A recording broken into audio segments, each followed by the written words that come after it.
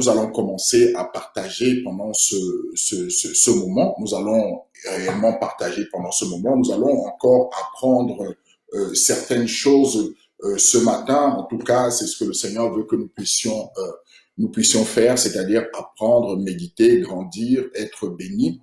Le sujet que nous allons aborder ce matin, notre texte, en fait, ne sera pas un long texte, ça sera un texte qui sera très simple dans le livre de Proverbes.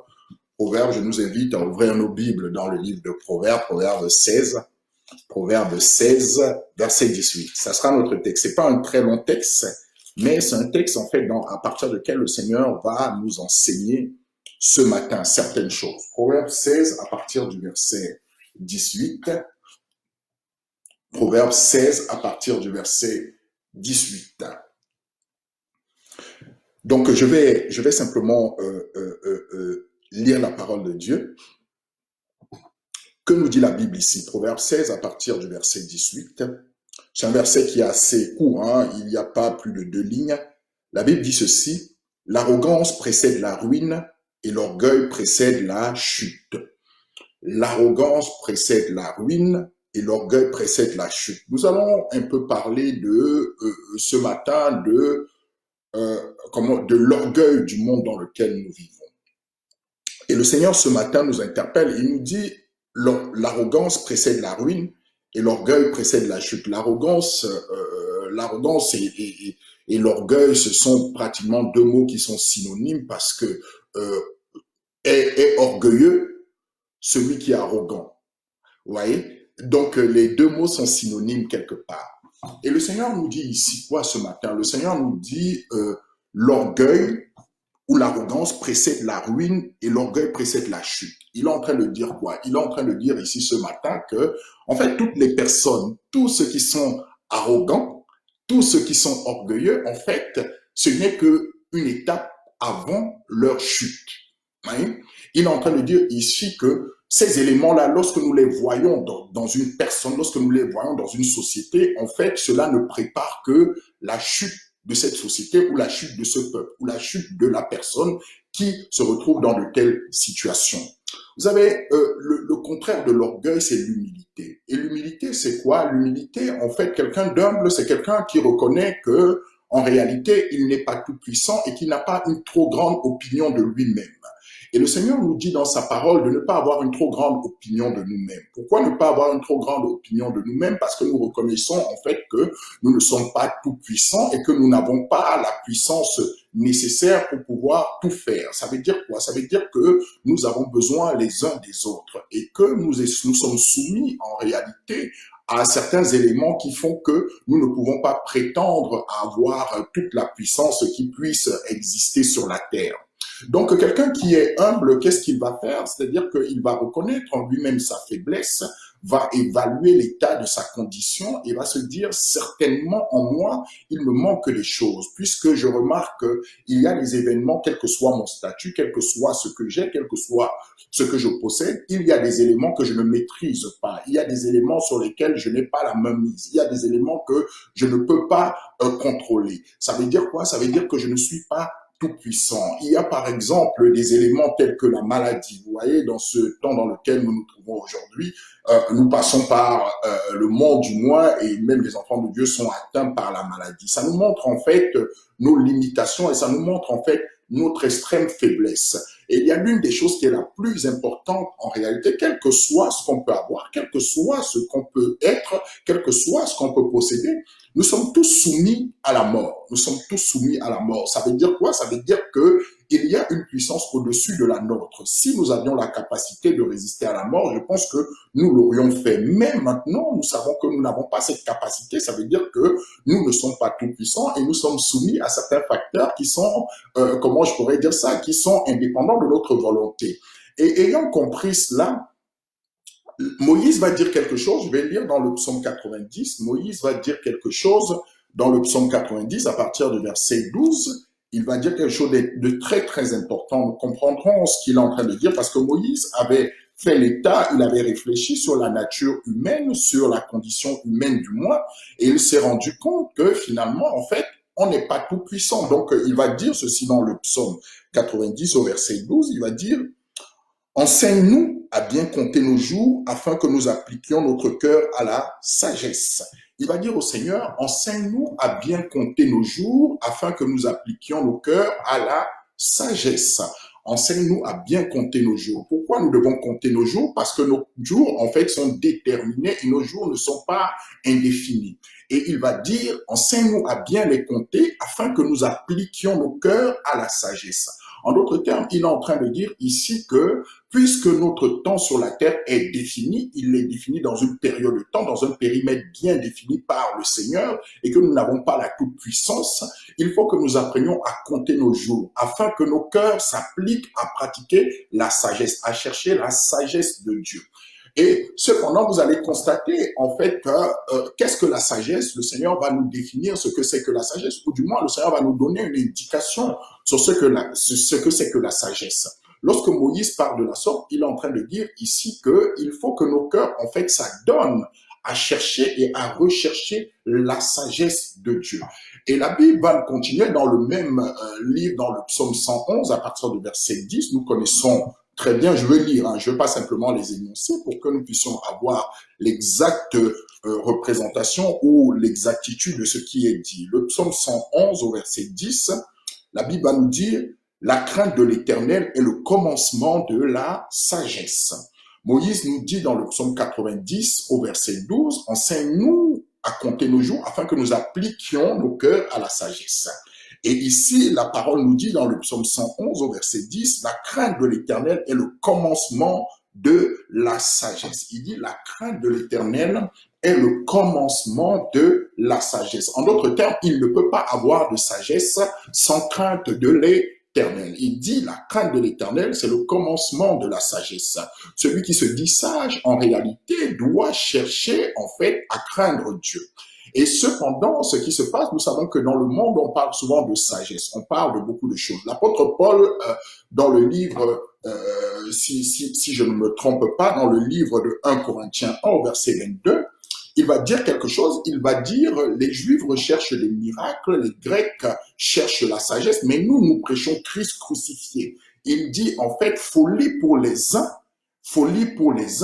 ou je vais le prendre pour que nous puissions avoir l'exact, je veux vraiment que nous ayons l'exact l'exact dire de cette parole-là. Je veux nous amener à comprendre ce que le Seigneur nous fait comprendre par la sagesse. Et nous allons comparer à ce que le monde vit aujourd'hui et comprendre pourquoi le monde est dans cet état. Donc, j'étais en train de dire que dans le livre de 1 Corinthiens, à partir du verset 22, l'apôtre Paul va dire ceci. Les Juifs demandent des miracles et les Grecs cherchent la sagesse. Vous voyez, les Juifs demandent des miracles et les Grecs cherchent la sagesse. Nous prêchons Christ crucifié. Il dit scandale pour les Juifs et folie pour les païens, mais puissance de Dieu et sagesse de Dieu pour ceux qui sont appelés tant Juifs que Grecs. Car la folie de Dieu est plus sage que les hommes et la faiblesse de Dieu est plus forte que les hommes. Qu'est-ce que l'apôtre Paul est en train de dire ici? Il dit en fait que le monde cherche la sagesse. Le monde, les Grecs cherchent la sagesse. Vous savez aujourd'hui que l'idéologie du monde dans lequel nous vivons, elle est basée sur l'idéologie du raisonnement. Ils cherchent la sagesse. Ils cherchent à comprendre des choses. Le Seigneur dit ici, l'apôtre, ou du moins par l'apôtre Paul, il dit ici, il cherche cette sagesse-là. C'est un scandale pour eux que nous prêchions l'évangile. C'est une folie pour certains que nous la prêchions. Mais le Seigneur nous dit que c'est une sagesse profonde de Dieu que nous avons. En d'autres termes, qu'est-ce que le Seigneur veut que nous comprenions ici? Il veut que nous comprenions en réalité que le monde cherche une sagesse qu'il ne peut pas avoir. Il pense avoir la sagesse, mais la sagesse vient réellement de Dieu. Vous savez que les Grecs, en leur temps, du moins en tout cas c'est ce qu'on laisse entendre, c'est que c'est eux qui auraient fondé la philosophie. La philosophie, c'est quoi? La philosophie, en fait, veut simplement dire philosopher. Un philosophe, c'est quelqu'un qui a l'amour de la sagesse. Sophia, du terme Sophia, qui veut dire sagesse. Donc, ils recherchent cette sagesse-là. Mais le Seigneur nous dit ici qu'ils ne l'ont pas. Ils ne l'ont pas. Pourquoi? Parce qu'ils n'ont pas la crainte de Dieu. Et nous devons apprendre à compter nos jours afin que nous puissions avoir la crainte de Dieu et pour pouvoir garder l'humilité. Pourquoi? Parce que si nous ne gardons pas l'humilité, en réalité, cela précède notre chute et cela précède notre ruine. Nous allons comprendre pourquoi le monde dans lequel nous vivons aujourd'hui ne peut pas accéder à cette sagesse-là s'il ne s'approche pas de Dieu, puisque le début de la sagesse, la crainte de Dieu est le commencement de la sagesse. Et celui qui est sage ne peut pas vivre dans l'orgueil, ou du moins se doit d'être humble parce qu'il doit appliquer son cœur à la sagesse, sachant que son temps sur terre est bien évidemment limité. Mais vous verrez des personnes qui diront, qui penseront en réalité que sur la terre, la vie ne s'arrête que sur la terre. La vie ne commence que sur la terre et ne s'arrête que sur la terre. Nous comprendrons pourquoi ces personnes-là pensent comme ça, pourquoi en réalité le diable les voile pour qu'elles ne puissent pas voir briller l'évangile de gloire que nous prêchons et la splendeur de Christ. C'est pourquoi nous allons lire nos Bibles dans le livre de Ézéchiel 28. Ézéchiel 28, nous allons comprendre déjà la nature du diable. Vous savez que le diable a été le premier orgueilleux et il entraîne le monde dans l'orgueil. Il entraîne le monde dans l'orgueil pour que le monde, en fait, ait la même destinée que lui. Ézéchiel 28, à partir du verset 12, Ézéchiel 28, à partir du verset 12, c'est le Seigneur qui va demander à son serviteur de prophétiser sur un roi. Et vous savez que ici on va parler d'un certain roi, un certain prince. En réalité, on parle ici du diable. Ce dont il est question ici dans ce texte, c'est du diable dont il s'agit. Lorsqu'on parle, vous entendrez parfois dans la Bible le prince, le roi. Vous savez que le diable est un prince. La Bible nous dit le prince de ce monde, c'est le diable. Donc, c'est un prince. C'est pourquoi d'ailleurs l'apôtre Paul va nous dire dans le livre d'Éphésiens 6, à partir du verset 12, nous ne luttons pas contre la chair et le sang, mais contre les principautés. Les principautés, c'est quoi? Ce sont des sortes de royaumes ou un peu en deçà du royaume qui ont un prince qui gouverne. Donc, lorsqu'on parle de prince, ici, il s'agit en réalité du diable. Et voyez un peu quelle est la nature du diable. La Bible nous dit ici, Ézéchiel 28, à partir du verset 12, « Fils de l'homme, prononce une complainte sur le roi de Tyr.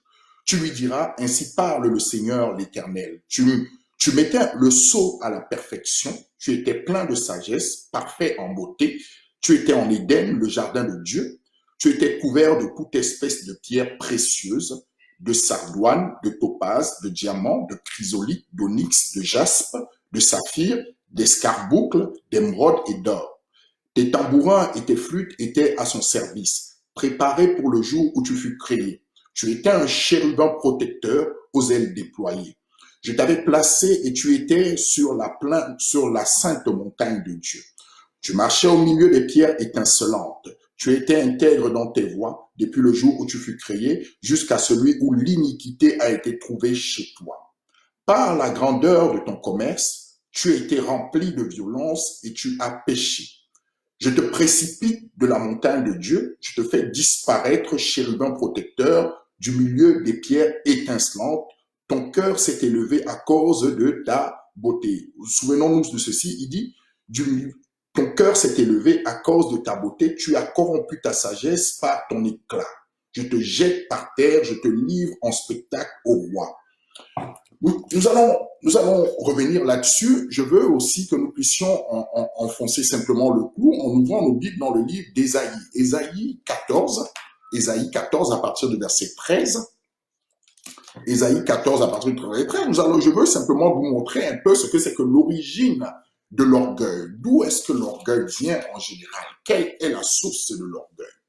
Ézéchiel 14 à partir du verset 13. Nous continuons toujours à parler de la nature du diable. La Bible nous dit, en parlant du diable, tu disais en ton cœur, je monterai au ciel, j'élèverai mon trône au-dessus des étoiles de Dieu. Je m'assirai sur la montagne de l'assemblée, à l'extrémité du septentrion. Je monterai sur les sommets des nues. Je serai semblable au très haut. Mais tu as été précipité dans le séjour des morts, dans les profondeurs de la fosse. Ceux qui te voient fixent sur toi leur regard et te considèrent attentivement. Est-ce là cet homme qui faisait trembler la terre? Voyez, ici, qu'est-ce que la parole nous décrit? La parole nous décrit en réalité l'état du diable. La parole nous décrit ici un être qui a été créé de manière radieuse, de manière belle et de manière à ce que sa beauté, en réalité, puisse être appréciée et appréciable. Donc cet être-là, en l'occurrence le diable dont il s'agit ici, va se regarder et va voir qu'il est beau, qu'il a certains attributs, qu'il a certains atouts, et ayant vu cela, il va s'appuyer sur ces atouts-là et commencer à dire, oui, parce que j'ai ces atouts-là, je mérite de prendre la place de Dieu. Vous voyez, c'est comme ça que l'orgueil va naître dans son cœur. Et c'est comme ça que l'orgueil naît. C'est-à-dire qu'on se met à un moment donné, on commence à apprécier ce qu'on a, ce qu'on est, et on commence à avoir une opinion démesurée de notre personne, au point de se dire qu'on va prendre la place de Dieu. C'est-à-dire que le Créateur, celui qui nous a créés, à cause de la beauté qu'il nous a donnée, nous allons nous sentir autosuffisants et commencer à dire certainement, je peux atteindre le niveau qu'il est, ou du moins je peux le surpasser parce que je suis beau. Et nous savons que cela existe dans le cœur des hommes, même dans le cœur de certains enfants de Dieu. Au bout d'un moment, à cause de ce qu'ils peuvent posséder, à cause de ce qu'ils peuvent avoir, vont commencer à mépriser et commencer à se dire que ils méritent plus que les autres. Mais je veux te dire ce matin quelque chose d'important, c'est que tout ce que nous avons n'est que grâce. Ce que nous avons, nous ne le méritons pas, c'est Dieu qui nous l'a donné. Nous ne sommes pas meilleurs que les autres, nous ne pouvons pas prétendre avoir la prééminence sur les autres. Ce que nous avons n'est que grâce. Et le diable, ici, à cause de cela, en se regardant, ce qu'il va faire, c'est que il va corrompre les anges, les autres anges, puisque la parole nous dit ici que il brillait au-delà de toutes les étoiles qui avaient été créées par Dieu, parce qu'il avait été créé de manière étincelante et de manière belle. Donc, ce qu'il va faire, en regardant son état, il va se regarder, voir ses attributs, voir ce qu'il a comme attribut en tant qu'être créé par Dieu, et oublier le Créateur et vouloir prendre la place du Créateur.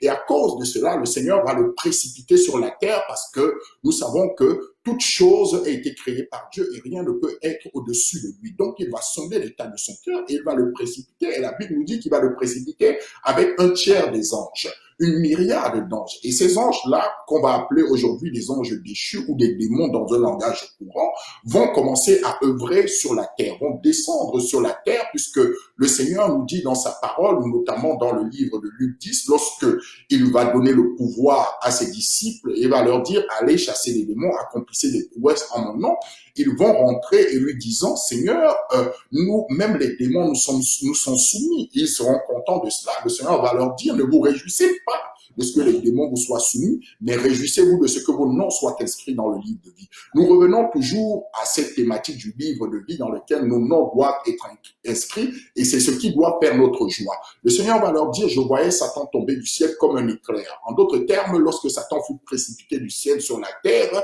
il le voyait tomber. Et donc, dans un chapitre d'Apocalypse, il va dire malheur à la terre car le diable est descendu avec une grande colère, sachant qu'il lui reste peu de temps. Peu de temps, pourquoi? Parce qu'il sait que son jour a déjà été défini avant la fondation du monde, le jour où il sera détruit et amené à la destruction. Donc, lorsqu'il va descendre sur terre, il va descendre avec une intention, c'est que la même chose qu'il a fait chuter, il va pousser les hommes à être dans cela pour chuter également. Vous voyez, c'est de là dont on parle la ruine. Donc, il dit ici que celui qui s'adonne à l'orgueil, celui qui n'est pas humble, celui qui est orgueilleux, celui qui ne comprend pas qu'il faut qu'il soit dans l'humilité, en réalité, ce qui le précède, c'est la ruine. Et le diable sait qu'en réalité, pour pouvoir amener les hommes dans la ruine, il faut les introduire dans une forme d'orgueil. Je cherche le verset que nous avons lu, qui est notre verset de base ce matin, Proverbe 16, verset 18. Donc, le verset, pour nous le rappeler, il dit l'arrogance précède la ruine et l'orgueil précède la chute. Donc, ce que le diable va faire, ayant chuté à cause de son orgueil et de son arrogance, et sachant effectivement que ce sont les éléments qui l'ont fait chuter, alors qu'est-ce qu'il va faire? Pour amener l'homme dans la perdition, il va aussi procéder de la même manière. Donc, il va procéder par l'arrogance et il va procéder par la chute. La première des choses qu'il va faire, que nous devons savoir lorsqu'il va aborder l'homme, nous allons tout de suite dans nos livres de Genèse 2. Nous allons tout de suite dans le livre de Genèse 2 et nous allons comprendre comment le diable procède, ce que c'est que l'orgueil. Nous avons dit que lui, il voulait prendre la place de Dieu. Genèse 3 plutôt, excusez-moi. Genèse 3, il voulait prendre la place de Dieu. Et maintenant, qu'est-ce qu'il va faire? Genèse 3 à partir du verset 1er. savez, ce texte-là, parfois, certaines personnes qui ne comprennent pas, qui ne croient pas en Dieu, en fait, l'interprètent de manière naturelle et très littérale, alors qu'il est beaucoup plus profond que cela. Nous comprendrons pourquoi ils l'interprètent souvent comme cela. Et c'est simplement parce qu'ils n'ont pas la compréhension des choses spirituelles. La Bible nous dit ici, Genèse 3, à partir du verset 1er, le serpent était le plus rusé de tous les animaux des champs que l'Éternel Dieu avait fait. Vous voyez, lorsqu'on parle du serpent ici, bien évidemment, il ne s'agit pas du serpent naturel que nous connaissons, il s'agit du diable. Le diable est appelé par plusieurs autres noms, le serpent, le dragon, il a plusieurs autres noms. Donc, il ne s'agit pas du serpent naturel que nous pouvons voir. La Bible dit que le serpent était le plus rusé de tous les animaux des champs que l'Éternel Dieu avait fait. Il dit à la femme, Dieu a-t-il réellement dit, vous ne mangerez pas de tous les arbres du jardin? La femme répondit au serpent, nous mangeons du fruit des arbres du jardin, mais quant au fruit de l'arbre qui est au milieu du jardin, Dieu dit, vous n'en mangerez point et vous n'y toucherez point, de peur que vous ne mouriez. Alors le serpent dit à la femme, vous ne mourrez point, mais Dieu sait que le jour où vous en mangerez, vos yeux s'ouvriront et vous serez comme des dieux connaissant le bien et le mal. Voyez ici ce qu'il va faire, ce que le diable va faire, c'est qu'il est toujours dans cette approche-là de vouloir égaler Dieu. Il va venir vers l'homme et il va lui dire, en réalité, si vous mangez et vous consommez ce que le Seigneur vous a interdit de consommer, vous serez comme Dieu. En réalité, il n'y aura plus de différence entre vous et Dieu. Donc, vous pourrez vous comparer à Dieu. Vous voyez, c'est la même chose qu'il a fait chuter. Voulant prendre la place de Dieu, il a été précipité sur la terre. Et le voilà qui arrive sur la terre et va pousser les hommes à être dans la même attitude, dans l'attitude dans laquelle il faut qu'on soit des dieux, des hommes dieux, c'est-à-dire semblables à Dieu, équivalents à Dieu. Donc, il va dire à la femme, il va dire, Dieu sait que le jour où vous en mangerez, vous serez comme lui. En réalité, vous n'aurez plus rien à lui demander, vous serez exactement comme lui, vous serez indépendant et vous n'aurez plus rien à lui demander par rapport à ce qu'il vous demande de faire, vous serez libre. Donc, il va toujours mettre les hommes dans cette posture-là de chercher une liberté autre que celle que Dieu leur a donnée. Donc, continuons notre lecture à partir du verset 6. La Bible dit, la femme vit que l'arbre était bon à manger et agréable à la vue, et qu'il était précieux pour ouvrir l'intelligence. Elle prit de son fruit et le mangea. Elle en donna aussi à son mari qui était auprès d'elle, et il en mangea. Les yeux de l'un et de l'autre s'ouvrirent, et ils connurent qu'ils étaient nus, et ayant cousu des feuilles de figuier, ils s'en firent des ceintures. Alors ils entendirent la voix de l'Éternel Dieu, qui parcourait le jardin vers le soir, et l'homme et sa femme se cachèrent loin de la face de l'Éternel Dieu, au milieu des arbres du jardin. Maintenant que le diable est corrompu, en fait, leur pensée est corrompue, leur mentalité, ce qui va leur arriver, ça sera la déchéance et la ruine. Pourquoi? Parce que ils ont voulu, c'est-à-dire le Seigneur leur a dit de ne pas faire quelque chose et pousser dans leur orgueil de devenir, leur orgueil de pouvoir prendre la place de Dieu, de pouvoir être indépendant, de pouvoir être libre, de ne pas être soumis à Dieu, donc de désobéir à Dieu. Cet orgueil-là va les précipiter de la même manière vers la mort. Et aujourd'hui, lorsque nous regardons le monde dans lequel nous vivons aujourd'hui, le Seigneur nous fait comprendre une chose, c'est que ce qui arrive au monde dans lequel nous vivons aujourd'hui n'est pas différent de ce qui se passe ici dans la Bible. Ce que le diable fait en premier, c'est de pousser les personnes à être dans une forme d'orgueil, à s'éloigner de Dieu pour pouvoir les assujettir. Parce qu'il sait qu'en faisant ce genre de choses, ils vont se soumettre naturellement à leur ruine. Leur ruine va arriver naturellement. Vous savez que le monde dans lequel nous vivons aujourd'hui, c'est ce que nous devons savoir, notamment en Occident. Ce qui se passe aujourd'hui, c'est que les personnes ne croient plus en Dieu. Nous vivons dans un monde où les gens s'appuient sur ce qu'ils voient, sur ce qu'ils ont, sur ce qu'ils possèdent. À cause de ce que le monde dans lequel nous vivons aujourd'hui, comme je le disais, plus en Occident qu'ailleurs, à cause des prouesses technologiques que les gens peuvent réaliser, à cause de ce que les gens ont, à cause du matériel que les gens ont autour d'eux, qu'est-ce qui va se passer? C'est que ça va pousser les personnes à croire en réalité qu'elles n'ont pas besoin de Dieu. Elles n'ont pas besoin de Dieu, elles vont vouloir se rendre indépendantes de Dieu, c'est-à-dire qu'elles vont vouloir s'autonomiser vis-à-vis de la parole de Dieu vis-à-vis de la chose spirituelle. Mais cependant, ce n'est qu'un leurre. Le diable fonctionne de manière mensongère puisque le Seigneur nous dit dans le livre de Jean 8 qu'il est menteur. Et lorsqu'il parle de son propre fond. Il ne peut pas dire autre chose que le mensonge. Vous avez remarqué que si vous sortez, notamment, nous sommes en France, vous demandez aux gens en réalité que vous leur posez la question de savoir si Dieu existe, si son existence est manifeste pour eux. Ils vont vous dire non. Pourquoi ils vont vous dire non? Pourquoi? Parce que simplement, ils vous disent non parce qu'ils n'ont pas la compréhension des choses spirituelles et pour eux, ce qu'ils ne voient pas n'existe pas. Ce qu'ils ne voient pas n'existe pas. Ce qu'ils ne voient pas n'existant pas non plus, donc ils ne peuvent pas croire en Dieu. Et c'est ce que le diable fait. Pourquoi le diable fait? Parce qu'il les prépare à la ruine. Il les prépare à la ruine, donc il va enlever Dieu de leur cœur pour qu'ils ne comprennent pas les choses spirituelles et qu'ils se préparent à la ruine. C'est d'ailleurs pourquoi la Bible nous dit ici dans le livre d'Éphésiens, Éphésiens 4, je vais le lire, Éphésiens 4, c'est pour que nous puissions comprendre un peu l'état dans lequel le monde se trouve aujourd'hui et ce qui va leur arriver. La Bible nous dit l'orgueil précède la ruine et l'arrogance, la chute. Donc, le Seigneur, ils sont simplement dans le monde en train de se préparer à leur ruine et à leur chute.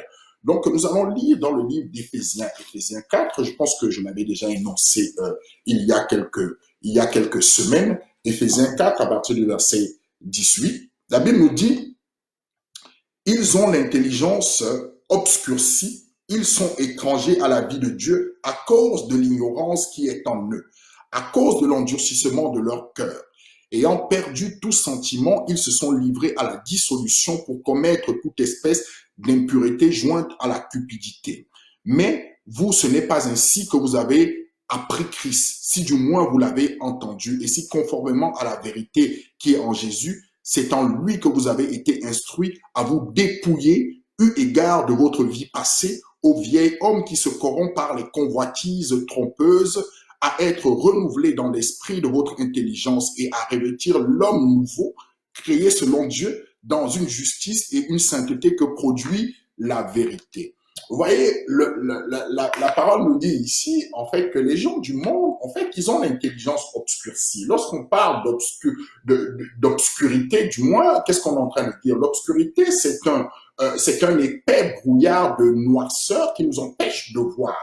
Lorsqu'on a l'intelligence obscurcie, en réalité, on ne peut même pas réfléchir, on ne peut pas comprendre les choses telles qu'elles sont. Pourquoi on ne peut pas comprendre les choses telles qu'elles sont? Parce qu'on ignore une chose, c'est que le monde que nous voyons n'est pas d'abord monde naturel, il est d'abord monde spirituel.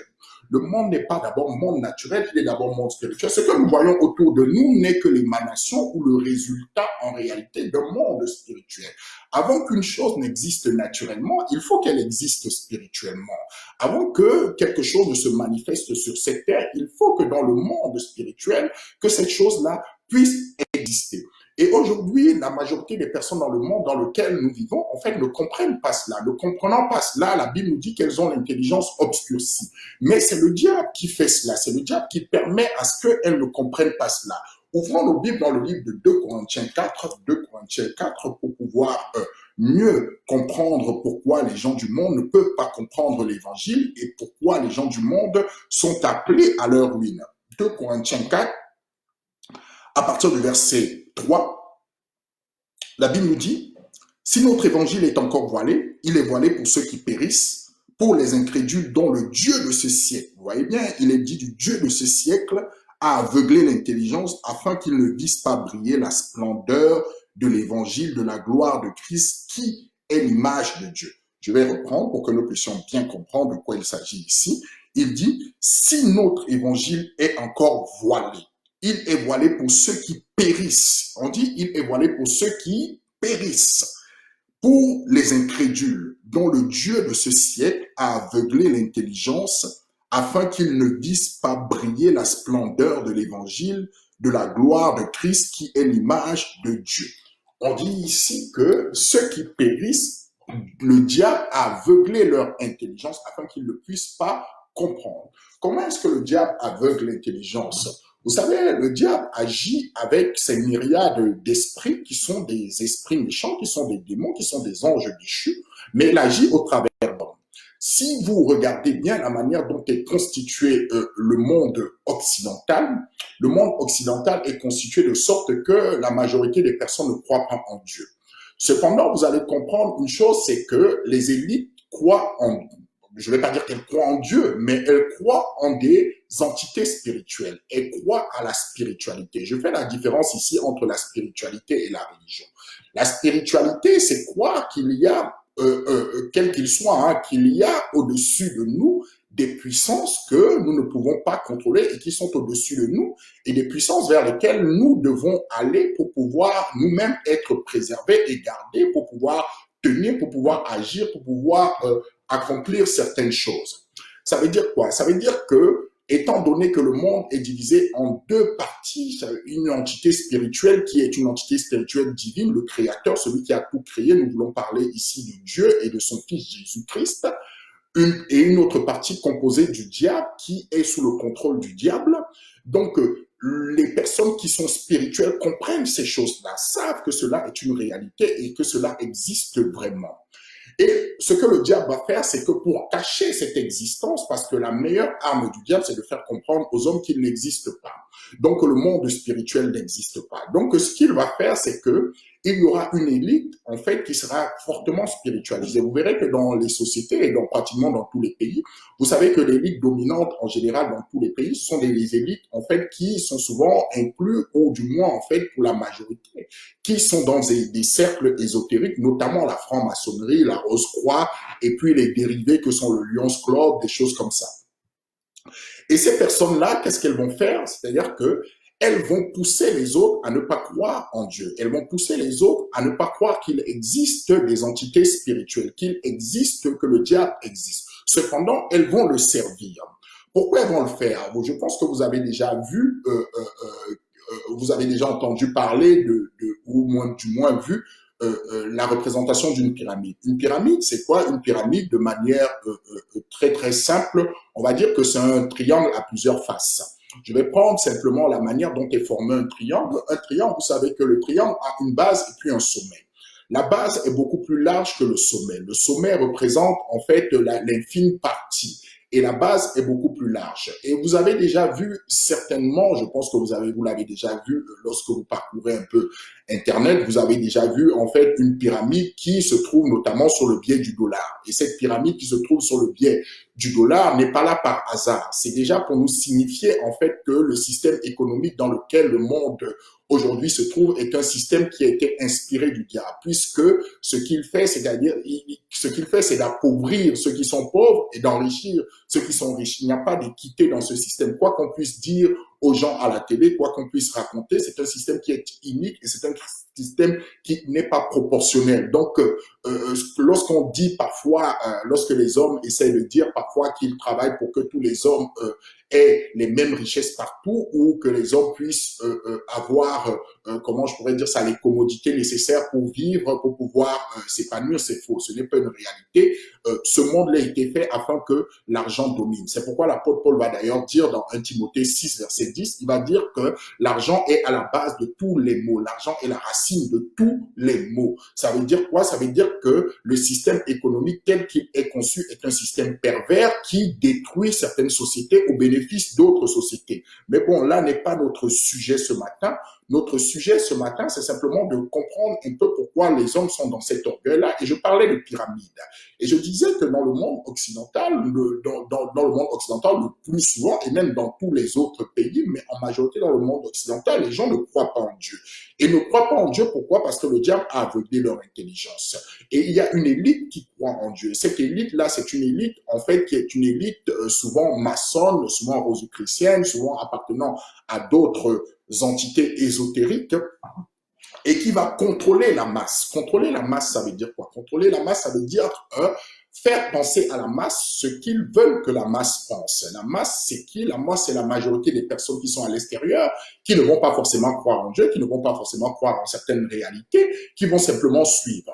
Et je vous parlais de cette pyramide et je faisais référence à cette pyramide qui est sur le biais du dollar. Ceux qui auront l'occasion de le regarder, faites des recherches aussi parce que c'est à cela que le Seigneur nous appelle. Le Seigneur nous dit, faute de connaissance, son peuple périt.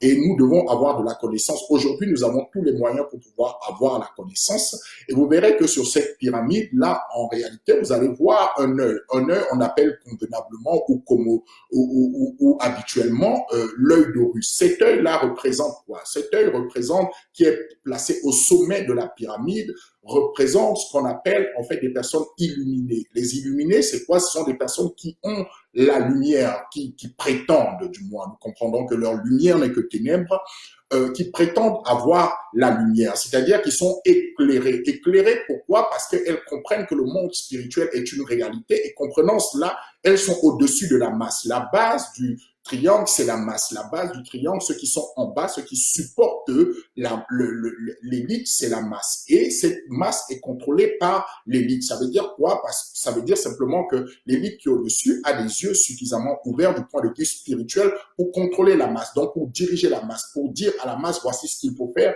voici ce qu'il ne faut pas faire. Et donc, voici ce qu'il faut faire, ce qu'ils vont dire à la masse, ce qu'ils vont faire comprendre à la masse, c'est que Dieu n'existe pas. Dieu n'existe pas. Il n'y a pas d'autorité spirituelle, que ce soit spirituellement positif, je veux parler de Dieu, que ce soit spirituellement négatif, je veux parler du diable. Ils vont faire croire aux autres que Dieu n'existe pas. Et c'est pourquoi la majorité des personnes aujourd'hui, dans le monde dans lequel nous vivons, vont croire que Dieu n'existe pas. Et ils vont vivre en réalité sans forcément comprendre les choses spirituelles.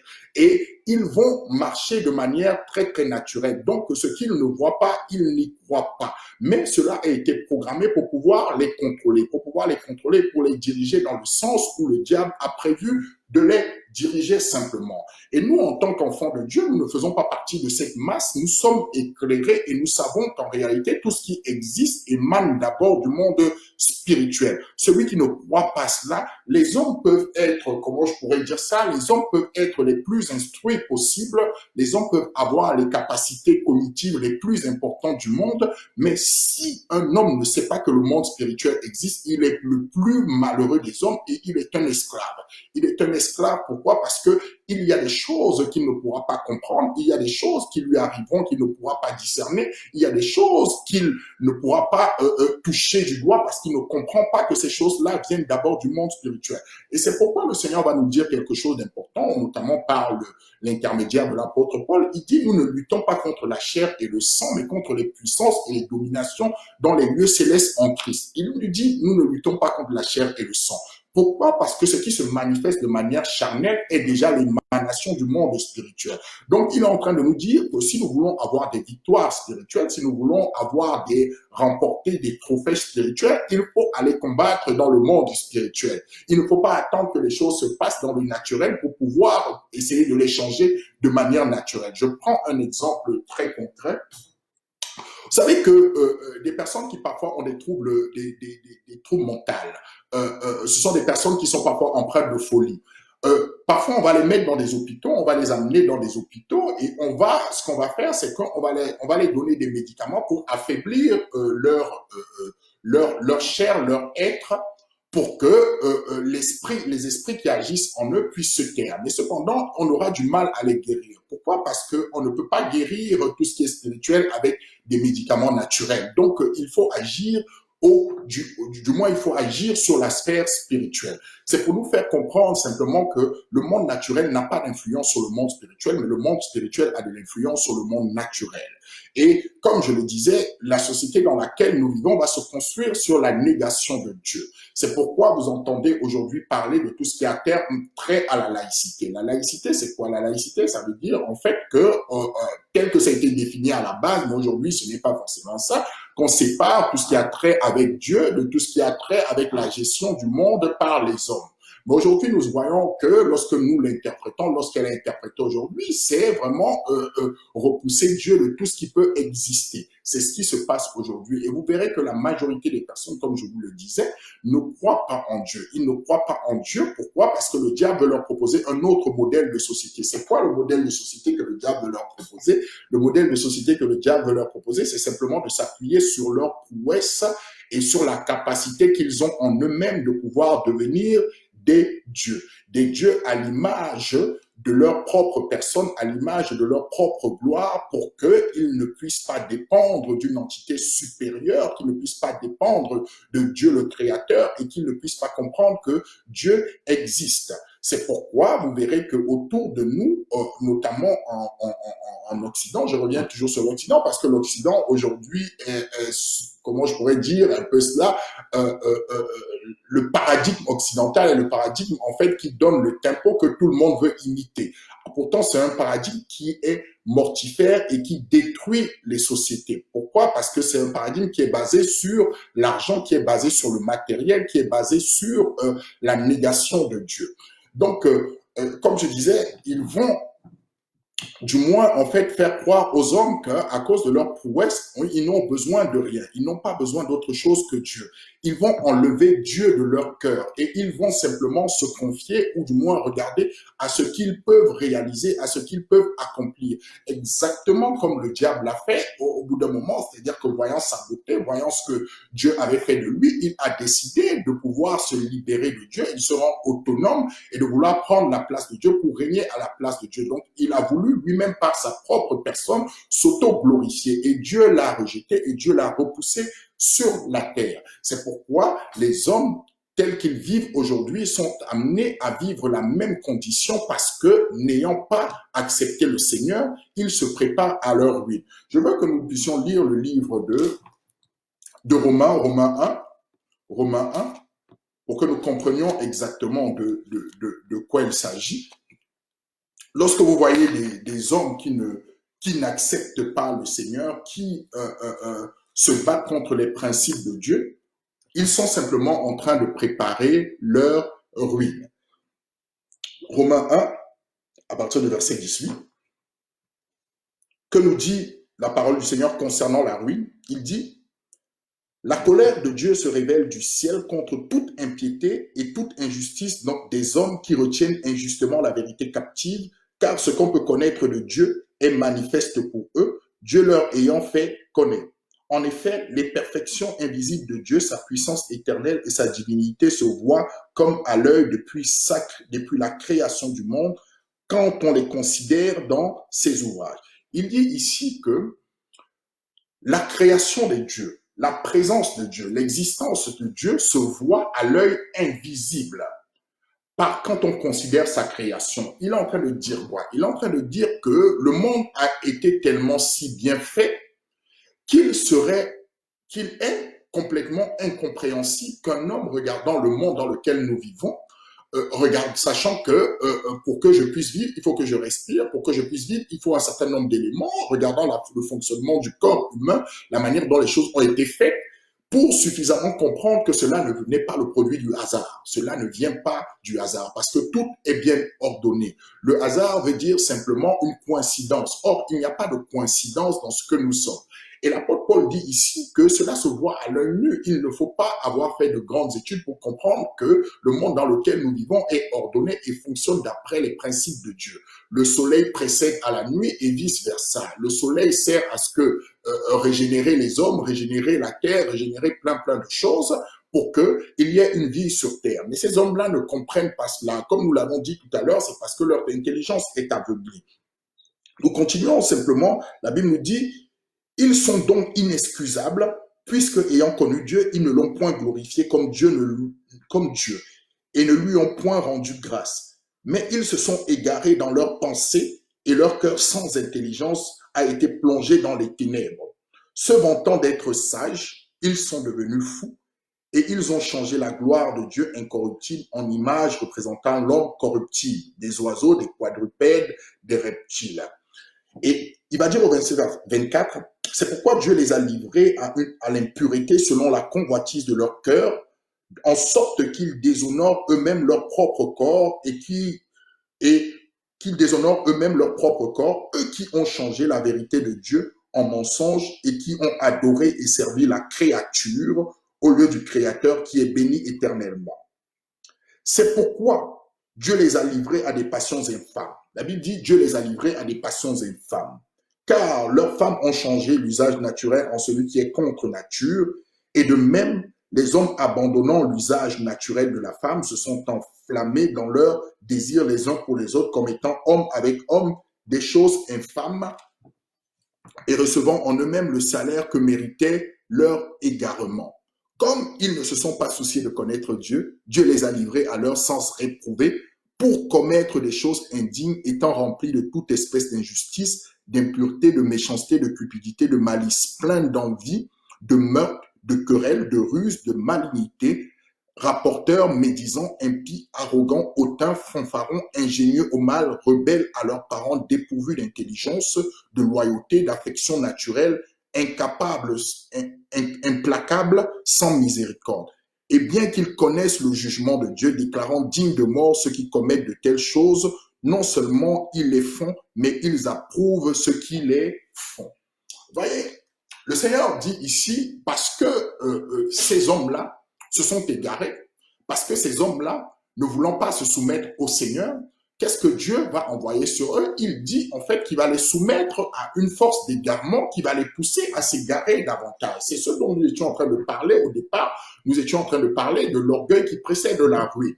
Donc, lorsque on ne veut pas se soumettre à Dieu, voilà les choses qui vont nous arriver. Et ce monde-là, parce qu'il est appelé à périr, voilà des choses qui vont leur arriver. C'est-à-dire qu'ils vont s'égarer, ils vont aller plus dans le péché et vont s'empêtrer dans le péché davantage en inventant des concepts ici. Le Seigneur nous parle par exemple de plusieurs choses. Donc, l'homosexualité. Vous savez que l'homosexualité aujourd'hui est un sujet qui est très, très délicat dans les sociétés dans lesquelles nous vivons. Pourquoi? Parce qu'il suffit simplement que vous n'ayez pas la même vision, la même perception pour que vous soyez taxé d'homophobe.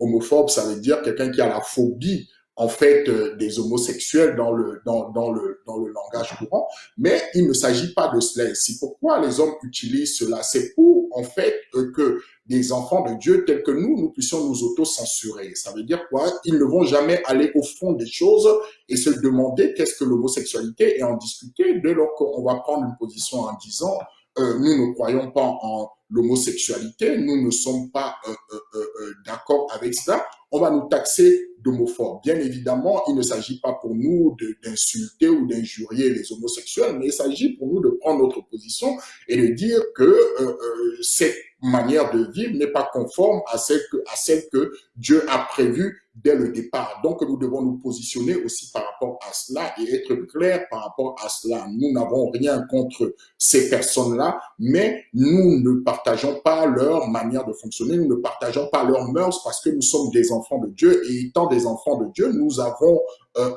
l'espérance du salut, nous avons l'assurance que nous serons sauvés, que nous devons marcher d'après les principes de Dieu. Donc, nous ne pouvons pas nous accommoder à ce qu'ils pensent, peu importe de la manière dont ils vont nous traiter, peu importe ce qu'ils vont dire sur nous, nous avons décidé de marcher d'après les principes de Dieu et les principes de Dieu, c'est que Dieu a créé un homme et une femme. D'ailleurs, nous voyons que un homme ou une femme ne peuvent jamais créer de progéniture. La preuve en est que si tout le monde était dans cet état d'esprit, eux-mêmes, ils n'existeraient jamais.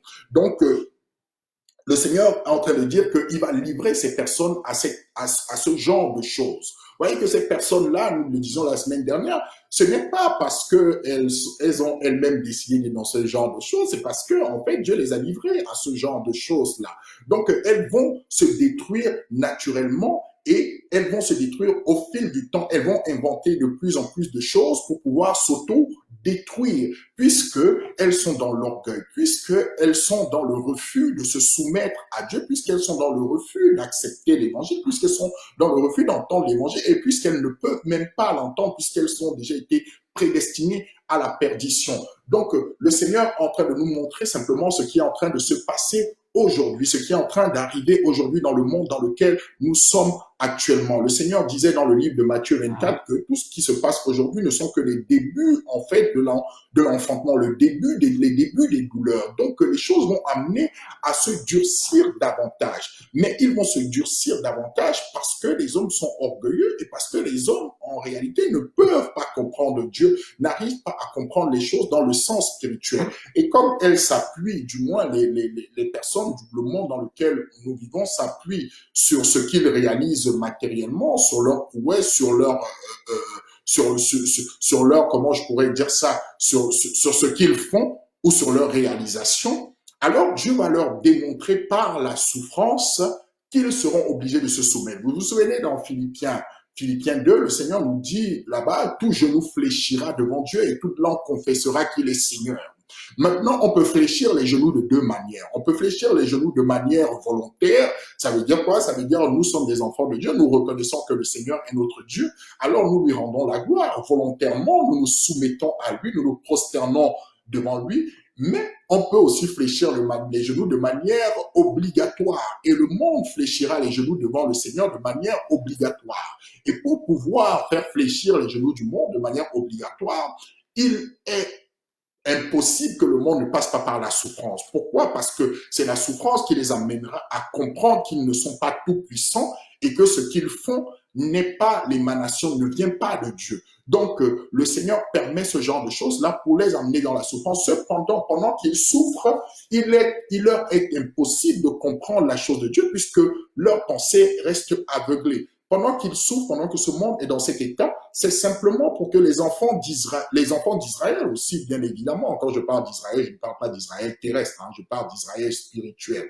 Donc, les enfants de Dieu, en l'occurrence, puissent comprendre qu'il faut qu'ils se retournent et qu'ils rentrent rapidement dans la bergerie parce qu'il y a des calamités qui vont se multiplier sur la terre. Et ces calamités-là ne font que commencer. Ce n'est que le début des calamités sur la terre. Et elles vont aller en s'accroissant et en se multipliant. Le monde va devenir de plus en plus dangereux, le monde va devenir de plus en plus méchant. Et ceux qui ne sont pas rentrer dans la bergerie, ceux des enfants de Dieu qui tardent à rentrer dans la bergerie subiront en fait les méfaits de ce monde-là, subiront en fait verront la déchéance de ce monde-là, verront la chute de ce monde-là et parfois ils seront même touchés par certains aspects de cette chute.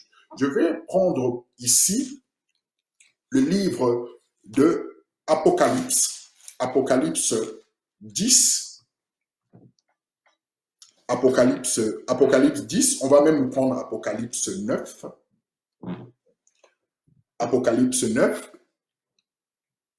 pour nous faire comprendre simplement ce qui se passe actuellement et ce qui est en train d'être, de se jouer dans le monde dans lequel nous sommes en train de vivre. Apocalypse 9. La Bible nous parle de ce qui va se passer dans la fin des temps. Vous savez, nous l'avons déjà dit qu'il y aura un enlèvement. Cet enlèvement concernera les enfants de Dieu, ceux qui seront prêts, ceux qui auront lavé leurs vêtements dans le sang de l'agneau, ceux qui seront prêts. C'est pourquoi je veux renouveler cette mise en garde et cet avertissement pour les enfants de Dieu qui s'amusent à ne pas marcher d'après les principes de Dieu. Si le Seigneur venait à venir là actuellement, si vous ne vous soumettez pas à Dieu et vous ne marchez pas d'après ses préceptes, bien que vos noms soient inscrits dans le livre de vie, vous resterez sur la terre et vous mourrez par d'atroces souffrances pour que vos noms, pour que vos robes soient lavées, pas vos noms, mais le monde dans lequel vous resterez sera un monde très très douloureux où vous subirez des choses que vous auriez pu éviter simplement en vous soumettant au Seigneur. Apocalypse 9, nous allons lire ce qui va arriver à ce monde-ci. Le Seigneur parle en fait des différents anges qui vont sonner des trompettes pour que certaines calamités arrivent sur la terre. Et nous allons essayer de décrypter naturellement, ou du moins nous permettre de comprendre ce que cela veut dire. La Bible parle du 5e ange. Nous n'allons pas tout lire. Vous pourrez lire à la maison aussi. Je vous conseille vivement d'ailleurs, pendant ce temps de confinement, de vraiment lire tout le livre d'Apocalypse. Tout le livre d'Apocalypse, vous pouvez le lire pendant ce temps de confinement. Donc, la Bible dit, le 5e ange sonna de la trompette et je vis une étoile qui était tombée du ciel sur la terre. La clé du puits de l'abîme lui fut donnée. Et elle ouvrit le puits de l'abîme, et il monta du puits une fumée, comme la fumée d'une grande fournaise, et le soleil et l'air furent obscurcis par la fumée du puits.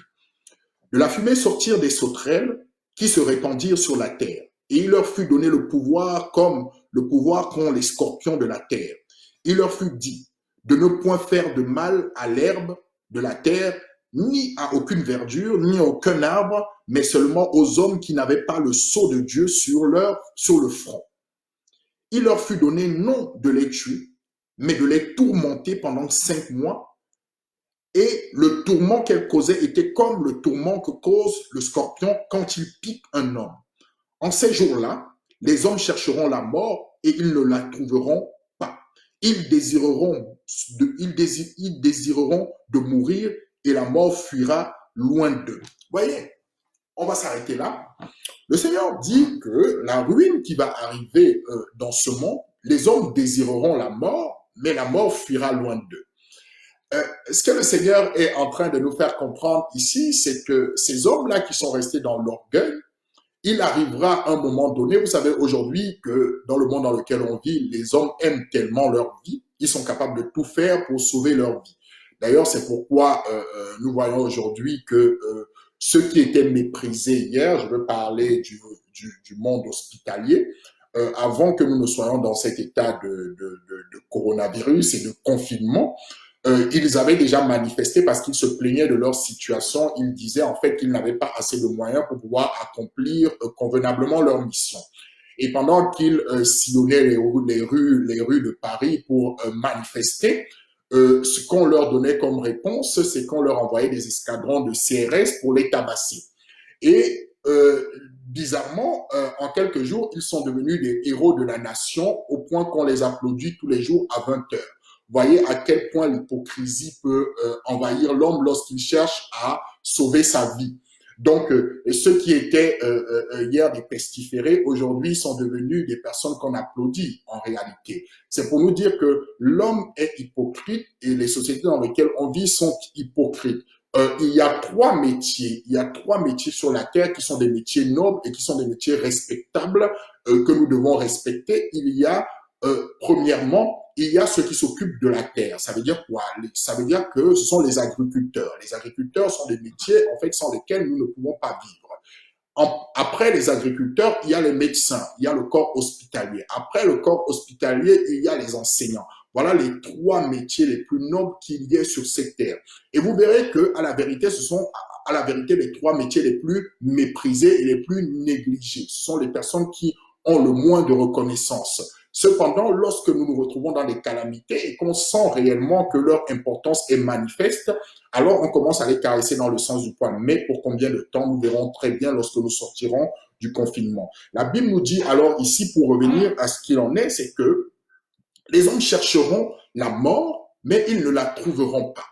Ils voudront mourir, mais la mort fuira loin d'eux. C'est pour nous dire dans quel état le monde sera et dans quel état ceux qui seront à cette période-là, dans quelle souffrance ils vivront. Le Seigneur est en train de nous dire ici, nous, enfants de Dieu, faisons attention de ne pas vivre ces moments-là.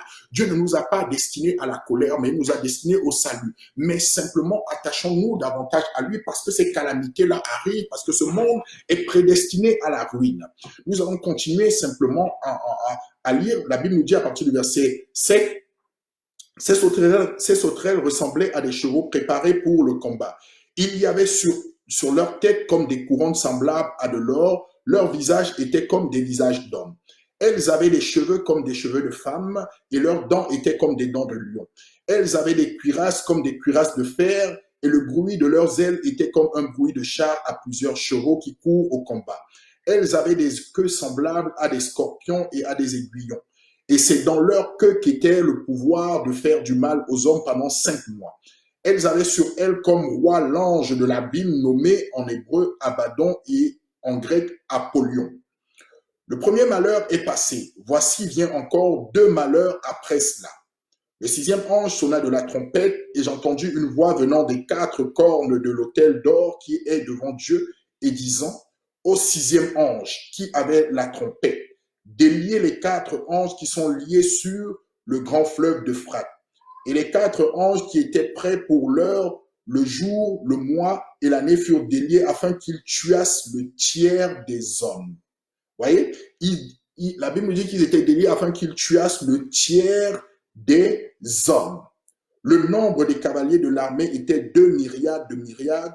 J'en entendis le nombre et ainsi je vis les chevaux dans la vision et ceux qui les montaient avaient des cuirasses couleur de feu, d'hyacinthe et de soufre. Les têtes des chevaux étaient comme des têtes de lions et de leur bouche, il sortait du feu, de la fumée, du soufre. Le tiers des hommes fut tué par ces 3 fléaux, par le feu, par la fumée et par le soufre qui sortait de leur bouche. Car le pouvoir des chevaux était dans leur bouche et dans leur queue. Leur queue était semblable à des serpents ayant des têtes et c'est avec elles qu'il faisait du mal. La Bible nous dit ici que le pouvoir va être donné à certains anges de détruire les hommes, de détruire la terre. Et la Bible nous dit ici, un tiers des hommes étaient détruits. Vous voyez, parfois lorsque nous entendons cela, nous avons parfois du mal à percevoir les choses parce que nous voyons les choses en fait dans un monde, comment je pourrais dire ça, nous avons une compréhension très très comment je pourrais l'exprimer, qui n'est pas forcément, qui n'a rien à voir avec la réalité des choses. Lorsque nous voyons cela, nous allons peut-être penser à des choses qui sont loin du naturel et nous allons penser que ces choses-là vont se faire de manière à correspondre exactement, de voir des anges du moins venir détruire des personnes sur la terre. Vous savez, la Bible nous dit quoi? La Bible nous dit que des anges, en fait, que ce soit des anges des anges de Dieu ou des anges déchus sont des esprits. Un esprit, la faculté qu'un esprit, c'est qu'un esprit est invisible. Un esprit, on ne le voit pas, on ne voit pas un ange, on ne voit pas, on ne sait pas qui il est, à moins qu'il se matérialise dans une forme visible, on ne le voit pas. Ici, la Bible nous dit que un tiers des hommes va être détruit sur la planète à cause de certaines choses qui vont se produire par certains anges. Qui vont venir, qui vont détruire un tiers des hommes sur la terre. Vous savez que naturellement, parfois nous entendons des choses, mais nous n'arrivons pas à les cerner, à les concevoir du moins, ou à les raccoler à ce qui est dit dans la parole de Dieu. Lorsqu'on dit un tiers des hommes sera détruit, ça ne veut pas forcément dire que nous allons voir des anges qui vont arriver, qui vont détruire des hommes. Nous allons voir des anges déchus qui vont arriver et qui vont détruire des hommes. Vous savez que les anges travaillent au travers d'hommes. Les esprits travaillent au travers d'hommes. Les esprits habitent les hommes. Donc, ces esprits-là vont être libérés pour que sur la terre, ils puissent accomplir au travers d'autres hommes, qu'ils puissent détruire d'autres hommes. Vous savez, je ne sais pas si vous êtes au courant d'un concept qui existe depuis des années déjà, qui a été théorisé par un pasteur qui s'appelait Malthus, qu'on appelle le malthusianisme. Le malthusianisme, c'est quoi? C'est de dire simplement qu'on remarque que sur la Terre, en fait, la proportion des richesses, la proportion des capacités qu'est à mesure de produire la Terre décroît et la population mondiale s'accroît. Donc, voyant cela, les hommes, en fait, qui tiennent ce genre de discours, disent qu'il arrivera un moment donné où on ne pourra plus nourrir tous les hommes de la terre. On ne pourra plus s'occuper de tous les hommes de la terre. Donc, ne pouvant plus s'occuper de tous les hommes de la terre, il faut qu'on réduise drastiquement la population et pour que la population, en fait, pour qu'on arrive à nourrir les hommes de la terre. Mais cependant, en fait, cette conception-là a des visées génocidaires. Pourquoi elle a des visées génocidaires? Vous savez que sur la Terre, on a déjà génocidé des peuples, ça existe.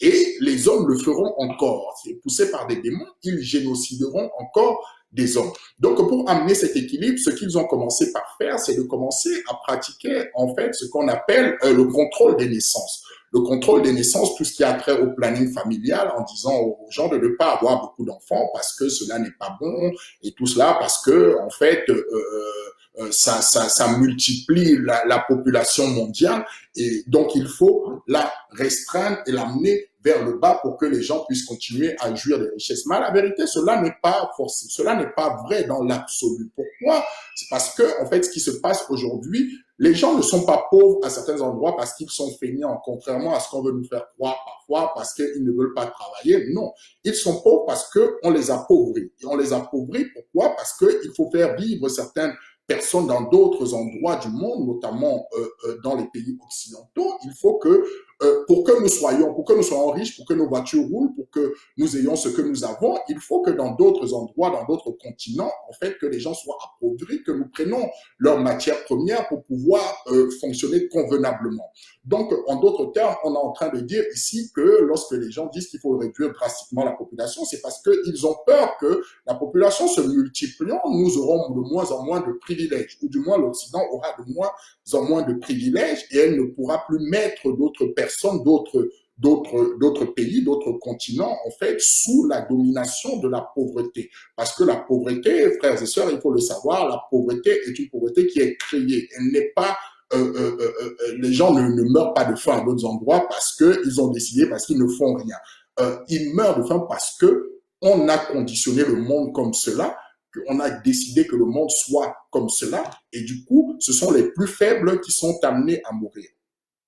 Et par rapport à cela, vous constaterez que ce ne sont pas des choses nouvelles. Quand on dit ici qu'un tiers de la population sera détruit, ça sera par des mécanismes qui seront mis en place pour pouvoir détruire en fait un tiers de la population mondiale pour réguler cette population mondiale. C'est pourquoi ce genre de choses commence petit à petit à apparaître dans les pensées et ce genre de choses commence petit à petit à effleurer l'esprit des personnes. Vous savez que ce sont des choses qui existent déjà. Hein. Il suffit simplement de chercher sur Internet. Vous savez qu'en Israël, par exemple, il fut une époque, il y avait des femmes, notamment des femmes éthiopiennes, qui se faisaient stériliser à leur insu parce que on voulait réduire, en fait, on disait qu'elles avaient une forte natalité, donc on voulait réduire, en fait, le nombre d'enfants qu'elles pouvaient avoir, mais sans leur demander leur avis.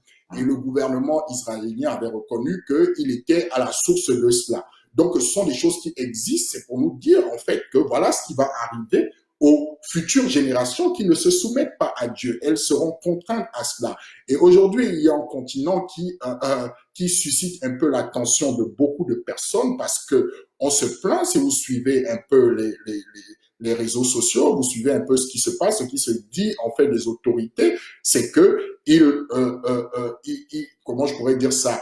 Il y a un continent, notamment le continent africain, qui les fait peur aujourd'hui dans la mesure où ils disent que les gens se multiplient énormément dans ce continent, donc il faudrait réduire drastiquement la population là-bas. Et étant donné que c'est un continent qui, du point de vue militairement parlant, est un continent fait, parce que dans les relations qui dominent les gens, ce ne sont pas des relations d'amour dans le monde dans lequel nous vivons, ce sont des relations de rapport de force.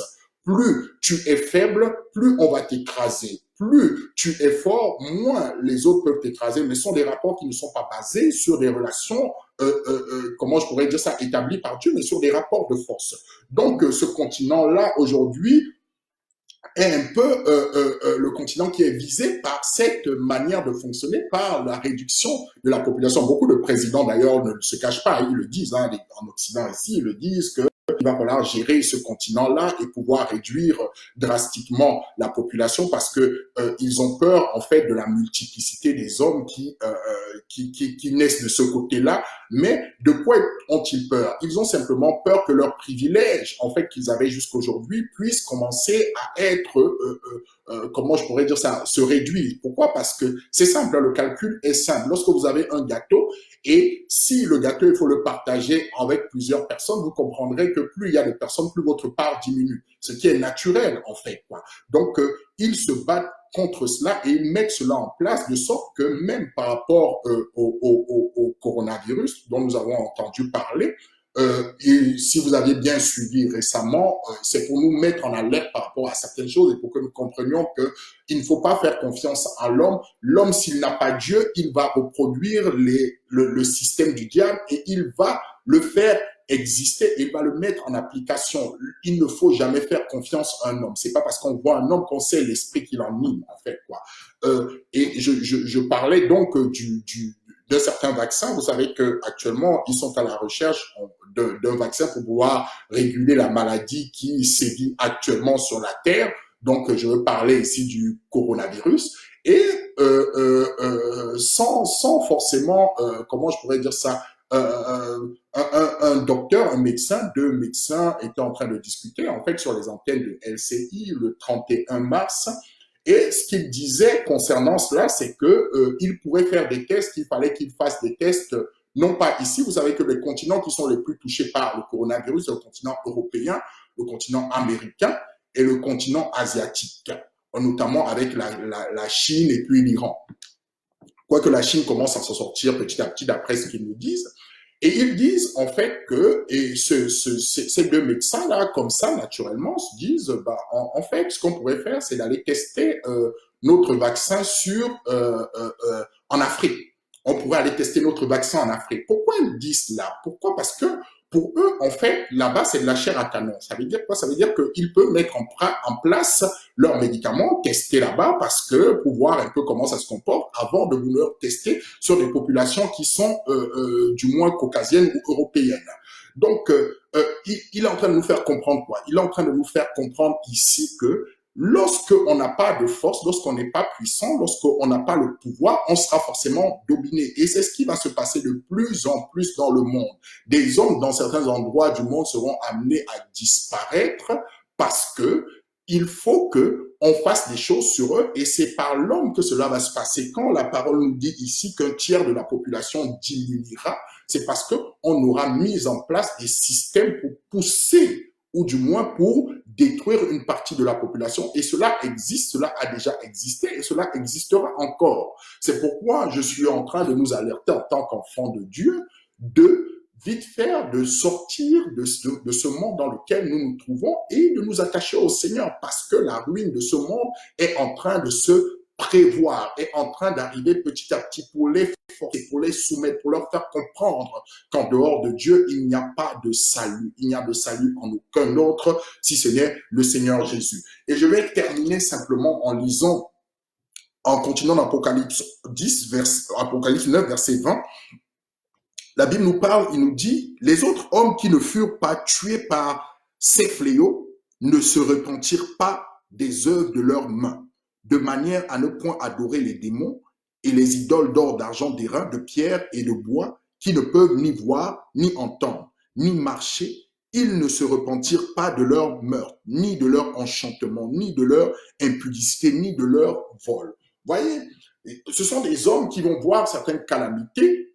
Et cependant, logiquement, ce qu'on pourrait se dire, c'est-à-dire que lorsque vous voyez des choses drastiques, vous voyez des choses difficiles, vous pouvez vous remettre en question et vous dire, bah, en réalité, je ne m'attendais pas à ce genre de choses. Aujourd'hui, vu que j'ai vu ça, il faut que je change ma manière de fonctionner, ma manière d'être. Mais ces hommes-là, la Bible nous dit, malgré qu'un tiers de la population soit détruite, ils ne comprendront pas, ils continueront à adorer le mal. Pourquoi? Et nous en parlons la semaine dernière, simplement parce que leur nom n'a jamais été inscrit dans le livre de vie et ils ne peuvent pas faire autre chose que de pouvoir adorer le mal. Ils ne peuvent pas faire autre chose. Et la Bible nous dit que malgré cela, ils ne se repentiront pas. Ils ne se repentiront pas parce que Dieu doit les amener à se soumettre et à se prosterner devant lui et à reconnaître qu'il est Seigneur. Et vous voyez que petit à petit, les états dans lesquels nous vivons aujourd'hui, petit à petit vont accepter la domination. Vous voyez, nous avons l'habitude de dire que nous vivons dans des États démocratiques. Les États démocratiques, c'est quoi? La définition de la démocratie, la définition qu'on nous donne souvent vulgairement, c'est de dire que la démocratie, c'est le gouvernement du peuple par le peuple et pour le peuple. Donc le gouvernement du peuple par le peuple et pour le peuple. En d'autres termes, c'est le gouvernement qui décide, le peuple qui décide. Mais vous voyez que petit à petit, lorsque vous analysez un peu le monde démocratique dans lequel nous vivons, en réalité, nous qui faisons partie du peuple, selon ce qu'ils disent, nous n'avons pas vraiment de pouvoir de décision. On nous fait penser que nous avons le pouvoir de décision. On va nous donner des élus que nous allons aller voter, pour qui nous allons aller voter. Et lorsque nous votons pour eux, en réalité, ils ne vont pas forcément faire ce que nous pensons qu'ils fassent. Pourquoi? Parce qu'ils vont dire que nous sommes dans une démocratie représentative. Ça veut dire quoi? Ça veut dire que nous déléguons nos pouvoirs. Donc, si nous déléguons nos pouvoirs, ça veut dire que, clairement, nous n'avons plus de pouvoir. Et l'une des choses, en fait, qui est importante, c'est que, est-ce que ces gens-là travaillent réellement pour le compte du peuple qu'ils dirigent? Je n'en suis pas sûr, puisque, vous savez, au début de cette maladie, ou du moins alors qu'elle était déjà bien avancée dans certaines parties du monde et qu'elle faisait son entrée en France et qu'il y avait déjà pas mal de personnes, les gouvernants du pays ont dit qu'il fallait participer aux élections municipales, mais par la même occasion, ils disaient aux gens de rester chez eux. Donc, ils étaient dans un paradoxe un peu, et c'est cela pour nous faire comprendre quoi? C'est pour nous faire comprendre, en fait, que le monde dans lequel nous vivons, en fait, ne sert que ses intérêts. C'est-à-dire que ce qui les intéresse, c'est d'avoir leur leur mandat qui leur permettrait de vaquer, de diriger, d'avoir le pouvoir, tout cela. Mais cependant, en fait, ce n'est pas forcément le bien-être des populations qui va forcément les intéresser pour tous. Tous ne sont pas forcément dans cette manière de percevoir les choses. Donc, nous devons être au courant de cela, nous devons le savoir. C'est pourquoi nous ne devons pas nous attacher au monde dans lequel nous vivons. Et vous voyez, je disais tantôt que la démocratie, effectivement, telle qu'elle nous a été définie, c'est que c'est le peuple qui a le pouvoir, mais en réalité, ce n'est pas le peuple qui a le pouvoir. Et puis, de plus en plus, le peuple n'aura pas de pouvoir. Pourquoi? Parce qu'aujourd'hui, certaines libertés que nous pensions être acquises, le peuple lui-même va donner en fait le pouvoir à ses dirigeants pour que ces dirigeants puissent, eux, le soumettre à certaines conditions. Je prends un exemple très simple. Vous savez, le confinement, ça obligeait les gens à rester chez eux.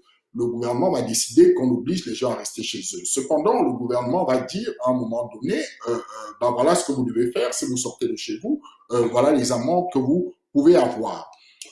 Ce qui va se passer, c'est que dans les conditions dans lesquelles nous sommes aujourd'hui, apparemment, c'est la seule solution qui est une solution idoine et c'est une solution qui marche. Mais cependant, c'est une expérience qui est en train d'être faite. C'est une expérience qui est en train de faire dans la mesure où elle donne autorité au gouvernement maintenant de pouvoir dire à un moment donné, vous restez chez vous, vous ne faites pas ceci, vous ne faites pas cela et vous êtes confinés. Et cette autorité-là, elle est donnée par les populations parce que si vous regardez les sondages, ils valent ce qu'ils valent. La majorité des personnes sont d'accord à cela. Ce n'est pas un problème en soi, hein, ce n'est pas un problème en soi, mais plus le temps va passer, vous allez voir que les gouvernements vont prendre autorité de plus en plus. On va rentrer dans dans des gouvernances ou dans des modes de gouvernance qu'on appelle totalitaires. Pourquoi totalitaires? Parce qu'elles n'auront pas besoin de demander des comptes à qui que ce soit, elles n'auront pas besoin de demander des comptes à la population, elles feront ce qu'elles ont décidé de faire. Et vous voyez que pour sortir, on nous a imposé d'avoir un document que nous pouvons remplir pour dire pourquoi nous sortons, quels sont les motifs pour lesquels nous sortons. Et plus le temps a passé, plus on a commencé à dire maintenant que ça peut être fait par des applications numériques avec un QR code. Ça veut dire quoi un QR code? Ça veut dire simplement que vous prenez, vous allez sur Internet, vous avez un identifiant qui permet de savoir à quel moment vous l'avez fait, à quel moment vous êtes sorti, et pour mieux vous contrôler. Pour mieux vous contrôler. Et le monde dans lequel nous sommes en train de vivre s'achemine à cela. C'est-à-dire que les personnes qui étaient libres auparavant vont petit à petit, en fait, restreindre leur liberté, donner ce pouvoir aux États pour restreindre leur liberté. Vous savez qu'en Chine aujourd'hui, ce qui se passe, c'est qu'ils ont même franchi une autre étape, ils contrôlent les personnes via leur téléphone portable. Ça veut dire quoi? Ça veut dire que si on vous a demandé de rester chez vous et que vous n'êtes pas resté chez vous, j'ai vu ça en Chine et en Israël aussi, parce que les Israéliens sont très avancés aussi sur les technologies, et si vous ne restez pas chez vous, alors l'État a le pouvoir de vous sanctionner et l'État sait que vous n'êtes pas resté chez vous. Et peut-être nous pensons que cela est loin en France, mais cela n'est pas loin puisque Orange commence déjà à partager ces données de géolocalisation. Ça veut dire que partout, si vous sortez, on est capable de déterminer où est-ce que vous serez, même s'ils disent en fait qu'ils le font non pas pour des raisons de flicage, mais pour des raisons pour savoir à peu près qui fréquente qui, pour savoir comment le virus se propage. Ce ne sont que des petites étapes pour nous amener en fait à être totalement contrôlés. Et où est-ce que ça va aboutir? Parce qu'aujourd'hui, effectivement, on peut vous géolocaliser par votre téléphone portable, savoir si vous êtes sorti de chez vous ou vous n'êtes pas sorti de chez vous. Mais vous voyez très bien que la faiblesse de cela, c'est que vous pouvez sortir et laisser votre téléphone chez vous. Donc, pour pouvoir pallier à cela, qu'est-ce qu'on va faire? Ce qu'on va faire, d'après vous, quel sera le moyen pour pouvoir pallier à cela, pour savoir à tout moment où est-ce que vous êtes? C'est simple, c'est simplement que les personnes qui resteront à ce moment-là, on va leur inoculer des micro-puces à l'intérieur d'elles qui existent déjà aujourd'hui. Hein. Ce sont des choses qui existent déjà aujourd'hui et personne d'entre vous ne peut me dire qu'il peut se déplacer sans son bras, peut se déplacer sans une partie de son corps. Non. Donc, partout où vous serez, on sera capable de détecter où est-ce que vous êtes, où est-ce que vous allez, avec qui est-ce que vous êtes. On pourra totalement contrôler vos allées et venues. Et voilà le monde dans lequel nous sommes en train d'aller, puisque la Bible nous dit dans le livre d'Apocalypse 13 que les hommes adoreront cette bête-là, adoreront cet être, cette personne qui va prendre la gouvernance mondiale pour pouvoir se soumettre à eux, pour pouvoir se soumettre à elle du moins. Donc les hommes le feront naturellement. Et Dieu veut que nous, en tant qu'enfants de Dieu, que nous comprenions que nous ne sommes pas appelés à cela. Nous ne sommes pas appelés à cela. Notre foi doit être renforcée. Nous devons nous tenir fermes dans la parole de Dieu. Nous devons comprendre ce qui se passe autour de nous. Nous ne devons plus nous arrêter sur des choses qui sont des choses passagères. Nous ne devons plus nous appuyer sur des choses qui sont des choses matérielles. Nous devons aspirer aux choses de Dieu. D'ailleurs, la Bible nous dit dans le livre de Colossiens 3, je vais simplement, nous allons lire Colossiens 3. Colossiens 3, le Seigneur nous dit, à partir du verset 1er, si donc vous êtes ressuscité avec Christ, cherchez les choses d'en haut où Christ est assis à la droite de Dieu. Affectionnez-vous aux choses d'en haut et non celles qui sont sur la terre. La Bible nous dit, si nous sommes morts et ressuscités avec Christ, affectionnons-nous aux choses d'en haut et non celles qui sont sur la terre. Parce qu'il y a un antagonisme entre les choses de la terre et les choses d'en haut. Quelqu'un qui cherche les choses spirituelles développe son être spirituel, développe son être intérieur, développe sa personne intérieure afin de se rapprocher de Dieu. Pourquoi? Parce que Dieu dit quelque chose d'important. Vous savez, lorsque le Seigneur va arriver dans Jean 11 et il va voir Lazare, il va aller vers Lazare et sa sœur va lui dire que Lazare est mort. Il va lui dire, en réalité, le Seigneur va dire à la sœur de Lazare que toute personne qui est en lui ne mourra point. Toute personne qui a donné sa vie en Jésus ne mourra point.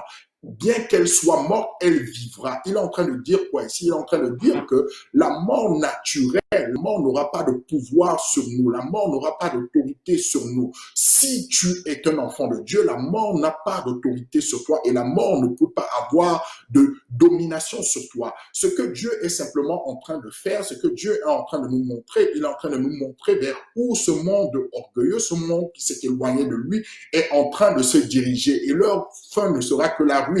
Et le Seigneur est aussi en train de nous prévenir de ne pas rester dans cet état-là. Vous savez, lorsqu'il y a guerre à un endroit, lorsqu'il y a guerre dans une ville, lorsqu'il y a guerre dans un pays, ce ne sont pas que les enfants du monde qui ont des restrictions. Les enfants de Dieu aussi connaissent certaines restrictions, même si cela n'affecte pas leur âme, ils connaissent certaines restrictions. Donc le Seigneur est en train de nous dire, s'il vient et que tu ne pars pas avec lui parce que tu ne t'es pas mis à jour et que tu n'as pas obéi, tu resteras, tu souffriras avant de rentrer dans le royaume des cieux. Donc il faut que tu te prépares. C'est pour ça qu'il avertit et il avertissait les églises.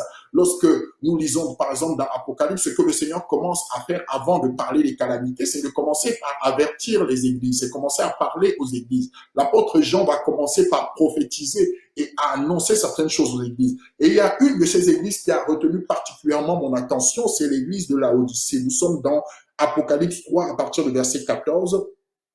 La Bible dit ceci.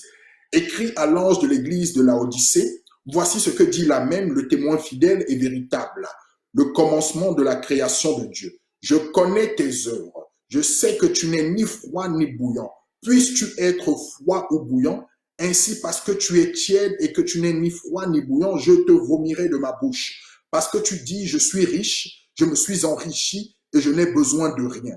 Et parce que tu ne sais pas que tu es malheureux, misérable, pauvre, aveugle et nu, je te conseille d'acheter de moi de l'or éprouvé par le feu afin que tu deviennes riche et des vêtements blancs, afin que tu sois vêtu et que la honte de ta nudité ne paraisse pas, et un collier pour oindre tes yeux afin que tu vois. Il dit, moi je reprends et je châtie tout ce que j'aime. Aie donc du zèle et repens-toi. Il dit, le Seigneur dit ceci pourquoi? Il voit son Église, il regarde son Église et il voit l'état dans lequel son Église est.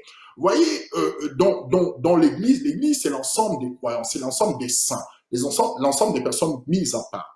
Mais il s'avère parfois que parmi l'ensemble des personnes mises à part, il y a des personnes parmi les enfants de Dieu qui ont des comportements qui sont des comportements déviants par rapport à la parole de Dieu.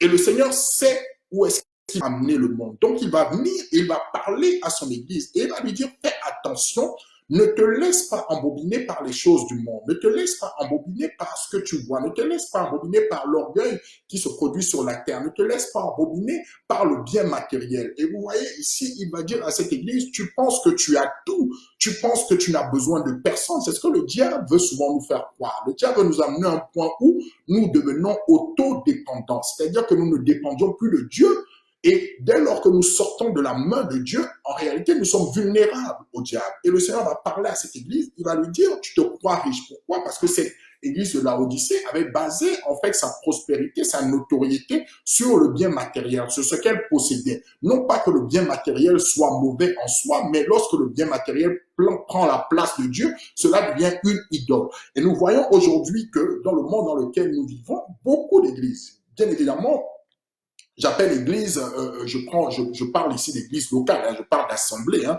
Beaucoup d'assemblées sont dans cette déviance-là où le matériel prend une place prépondérante, où ce n'est plus Dieu qui est élevé, mais où les enfants de Dieu vont à l'assemblée, vont chercher Dieu pour avoir des prospérités naturelles, pour avoir du bien matériel. J'ai entendu quelqu'un dire une fois, faisant cette comparaison et disant que puisque notre Dieu a l'or et l'argent, alors nous devons être riches. Ce n'est pas vrai en soi, ce n'est pas vrai.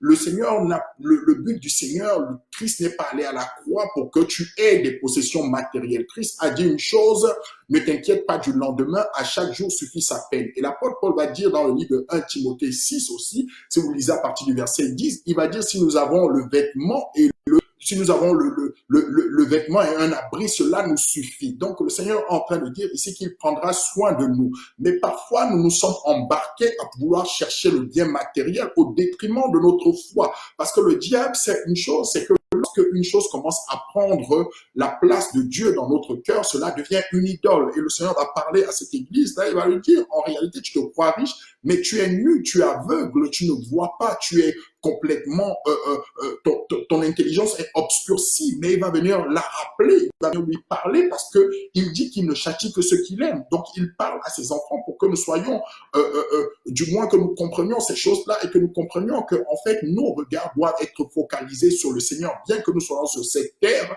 nous ne devons pas nous attacher à ces choses-là. Si le Seigneur veut que tu sois béni financièrement, il le fera. Si le Seigneur veut que tu sois béni matériellement, il le fera, mais ne donne pas, ne mets pas ton cœur à rechercher ces choses-là, parce que ces choses-là sont parfois des signes de perdition. Vous savez que tout le monde n'a pas la capacité d'être riche. Pourquoi? Parce que parfois la richesse peut prendre la place de Dieu dans nos cœurs. Donc, ne cherchons pas forcément ces choses-là, cherchons Dieu. C'est pourquoi le Seigneur parle ici à cette église et il est en train d'avertir, en ce moment, il est en train d'avertir toutes les églises, toutes les assemblées dans lesquelles il y a ces enfants qui ont fondé, en fait, leur vie, qui ont fondé leur message, qui ont fondé ce qu'ils disaient sur le bien matériel. Il est en train de leur dire ici aujourd'hui, dans les temps dont que nous sommes en train de vivre, il est en train de leur dire ces choses-là n'ont plus de pouvoir, ces choses-là n'ont plus de vie, ces choses-là ne peuvent pas vous sauver. Prenez le temps de réfléchir et prenez le temps de vous tenir devant moi, car je suis en train de préparer une ruine certaine pour ceux qui sont orgueilleux, ceux qui sont arrogants. Je suis en train de leur préparer une ruine. Et cette ruine arrive. Et le temps ne tardera pas avant que cette ruine ne soit manifeste sur la terre. Voilà ce que le Seigneur veut nous enseigner et nous encourager aussi, parce que je tiens à le dire, je tiens toujours à dire que les enfants de Dieu doivent être encouragés. Ceux qui croient réellement en Dieu, ceux qui marchent d'après les principes de Dieu, nous n'avons pas à craindre quoi que ce soit. Nous allons lire le psaume 46. Le psaume 46, nous terminerons avec cela pour nous dire que Dieu nous assure de sa bonté, Dieu nous assure de son amour, Dieu nous assure de sa fidélité. Nous pouvons être heureux, nous pouvons être dans la joie. La tristesse n'est pas notre partage. Nous avons été élus par Dieu, mis à part pour un temps de gloire. Nous ne pouvons pas nous soumettre à la tristesse ambiante qui sévit dans le monde. Donc, soyons heureux, ayons les regards fixés vers le Seigneur et disons-nous que notre délivrance est proche. Nous allons lire le psaume 46, à partir du verset 2. La Bible nous dit ceci. Dieu est pour nous un refuge et un appui, un secours qui ne manque jamais dans la détresse. C'est pourquoi nous sommes sans crainte quand la terre est bouleversée. C'est pourquoi nous sommes sans crainte quand la terre est bouleversée. Donc, en d'autres termes, c'est pourquoi tu dois être sans crainte quand la terre est bouleversée. Et que les montagnes chancellent au cœur des mers. Quand les flots de la mer mugissent, écument, se soulèvent jusqu'à faire trembler les montagnes. Il est un fleuve dont les courants réjouissent la cité de Dieu, le sanctuaire des demeures du Très-Haut. Dieu est au milieu d'elle. Elle n'est point ébranlée. Dieu la secourt dès l'aube du matin. Des nations s'agitent, Des royaumes s'ébranlent, il fait entendre sa voix, la terre se fond d'épouvante, l'Éternel des armées est avec nous. Le Dieu de Jacob est pour nous une haute retraite. L'Éternel des armées est avec nous. Le Dieu de Jacob est pour nous une haute retraite.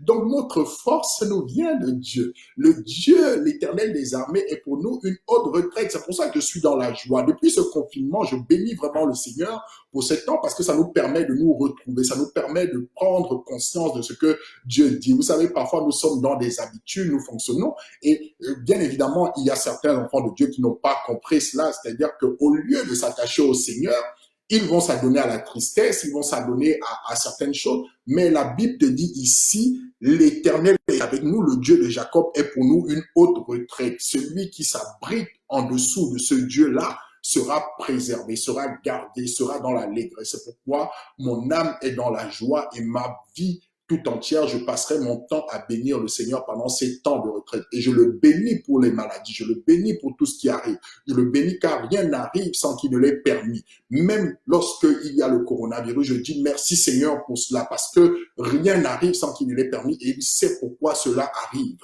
Nous devons bénir le Seigneur en tout temps. Oui, peut-être ça peut être étrange pour ceux qui ne connaissent pas Dieu, pour ceux qui ne comprennent pas les choses spirituelles, mais cela est normal qu'ils ne comprennent pas cela parce qu'ils ont simplement l'intelligence obscurcie et ils sont aveuglés. Nous qui voyons clair, nous devons rendre gloire au Seigneur et lui dire merci, continuer à le servir en dépit des situations, en dépit des temps, en dépit des circonstances. Mais il est en train de nous préparer, il est en train de nous dire, il y a une ruine soudaine qui se prépare pour les impies, pour ceux dont le Dieu de ce siècle est aveuglé l'intelligence. Nous devons nous sortir de cela et continuer à le célébrer, continuer à le louer, continuer à l'adorer. Voilà ce que le Seigneur voulait que nous puissions partager ce matin, que nous puissions échanger que nous puissions du moins partager avec les frères et sœurs, que nous puissions échanger avec les frères et sœurs pour nous dire que nous sommes un peuple choisi, nous sommes un peuple élu, nous sommes un peuple mis à part par lui et pour lui.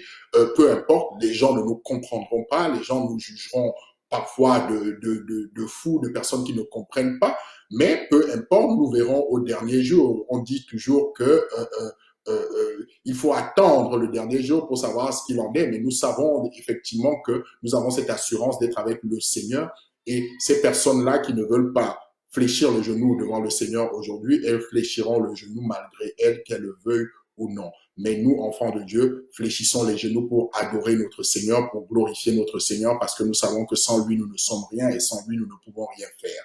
Alors que le Seigneur nous bénisse tout un chacun aujourd'hui en cette journée, que nous puissions continuer à méditer le Seigneur et surtout que nous nous rappelions que la joie du Seigneur doit être notre force. Nous devons être dans l'allégresse, dans la paix, dans la joie, dans l'assurance. Parce que c'est aussi ça la foi. La foi est une ferme assurance en ce qu'on espère, une démonstration de ce qu'on ne voit pas. Et une espérance qu'on voit n'est plus espérance. Donc nous avons cette espérance et nul ne pourra nous voler cette espérance. Soyez richement bénis, soyez richement encouragés, soyez richement fortifiés. Nous nous retrouvons comme habituellement lors de nos réunions, puisque nous sommes obligés de le faire par des moyens que vous connaissez tous. Donc, nous nous retrouvons mardi, nous nous retrouvons jeudi, et nous serons toujours dans la présence de Dieu parce que nous sommes un peuple mis à part pour adorer. Soyez bénis, soyez fortifiés, que Dieu nous fasse du bien en cette journée. Amen.